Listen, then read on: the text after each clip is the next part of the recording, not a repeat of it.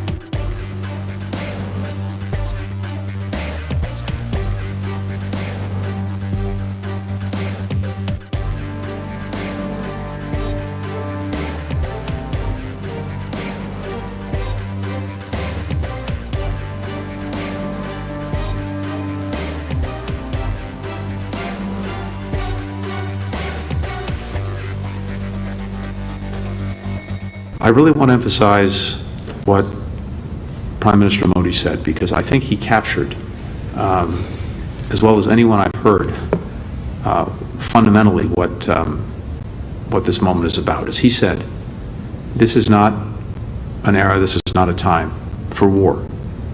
We could not agree more. We saw the aggression, the threat of the aggression mounting from Russia against Ukraine last year. We warned the world about it, and we tried everything possible to avert it through diplomacy. Unfortunately, tragically, President Putin pursued his aggression nonetheless. And now the Ukrainian people, but also the world, are reaping the consequences.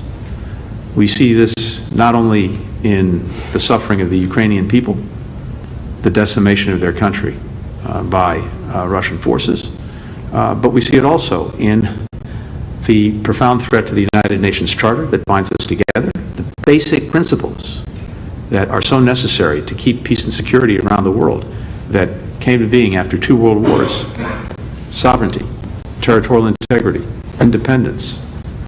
They are being challenged. And we're seeing the consequences in everything from rising food insecurity to the energy prices that we've talked about. So it's profoundly in everyone's interest for Russia to stop its aggression. But it really is incumbent upon Russia and President Putin to decide that this is what it's going to do. One person has the ability to stop this aggression tomorrow, and that's Vladimir Putin. And as I said last week, if Russia stops fighting, the war ends. If Ukraine stops fighting, Ukraine ends, because Russia has seized territory through this aggression that makes it challenging for Ukraine to sustain its viability. So this is incumbent upon President Putin.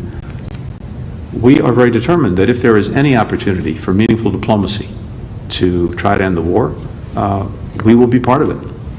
But as of this date, speaking to you today, we continue to see no signs from Russia and President Putin that they're prepared to engage in meaningful diplomacy, in a negotiation that would lead to a just resolution of the aggression.